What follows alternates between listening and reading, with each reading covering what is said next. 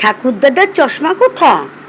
ওরে গনসা, হাবুল, ভোতা, দেখ না হেথা, দেখ না হোতা, খোঁজ না নিচে গিয়ে।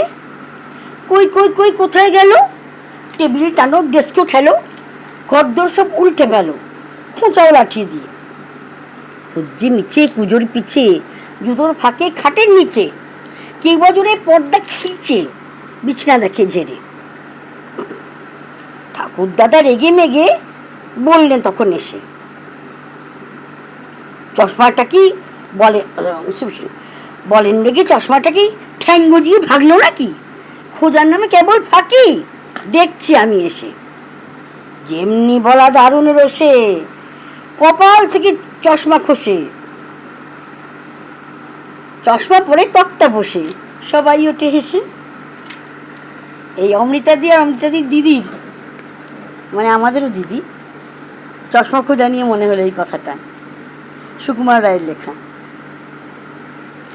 খাই খাই বইটাতে প্রথম পড়েছিলাম, কবিতা সংকলন সুকুমার রায়ের। জয় মা, খুব ভালো লাগলো।